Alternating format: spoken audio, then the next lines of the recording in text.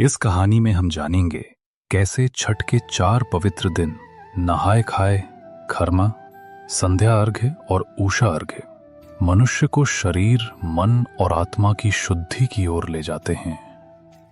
जब सूर्य अस्त होता है और घाटों पर जल में प्रतिबिंब झिलमिलाता है, तब हजारों दीपक जलते हैं, कृतज्ञता के, श्रद्धा के, प्रेम के। यही है छठ पूजा, भारत का वो पर्व जहां मनुष्य सूर्य को नहीं बल्कि जीवन को प्रणाम करता है। पर क्या आपने कभी जाना है कि ये पूजा 4 दिनों में कैसे होती है और क्यों? पहला दिन कहलाता है नहाए खाए। इस दिन व्रती स्त्री नदी या किसी पवित्र जलाशय में स्नान करती है। ये स्नान केवल शरीर की सफाई नहीं बल्कि आत्मा की शुद्धि का प्रतीक है। घर को पवित्र किया जाता है, रसोई साफ होती है और फिर बनता है लौकी भात, शुद्ध घी में पका सादा भोजन। इस भोजन को सूर्य देव को अर्पित किया जाता है और व्रती स्वयं इसका एकमात्र भोजन करती है।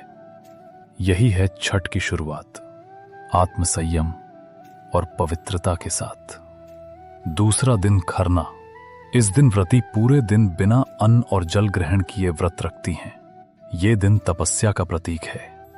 शाम को सूर्यास्त के समय मिट्टी के चूल्हे पर गुड़ और चावल की खीर और गेहूं की रोटी घी में सेंकी जाती है। इस प्रसाद को सूर्य देव को अर्पित किया जाता है और फिर व्रती इसे ग्रहण करती हैं, साथ ही परिवार और पड़ोसियों में बांटती हैं। इसके बाद शुरू होता है 36 घंटे का निर्जला उपवास, जिसमें न अन्न न जल, केवल श्रद्धा और संकल्प। तीसरा दिन कहलाता है संध्या अर्घ्य। ये वो क्षण होता है जब अस्त होते सूर्य को धन्यवाद दिया जाता है।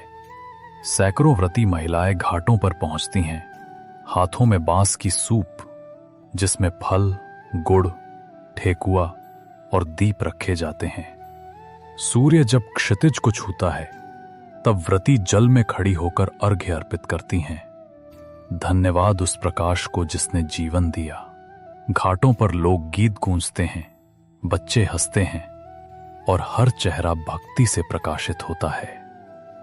चौथा और अंतिम दिन होता है उषा अर्घ्य। ये वो क्षण है जब पहली किरण नदी के जल को छूती है और व्रती उस उगते सूर्य को अर्घ्य देती हैं। ये नए आरंभ का प्रतीक है, अंधकार से प्रकाश की ओर यात्रा का। अर्घ्य देने के बाद व्रत समाप्त होता है और व्रती परिवार से आशीर्वाद लेकर प्रसाद ग्रहण करती हैं। हर चेहरे पर मुस्कान होती है, क्योंकि ये पूजा केवल आस्था नहीं, जीवन का उत्सव है। छठ पूजा हमें सिखाती है कि प्रकृति ही परमात्मा है और सूर्य वही जीवन का स्रोत। इस 4 दिन की यात्रा में मनुष्य स्वयं को शुद्ध करता है, प्रकृति को धन्यवाद देता है और अपने भीतर के सूर्य को खोजता है, क्योंकि असली छठ वही है जहां प्रकाश बाहर नहीं, भीतर जलता है।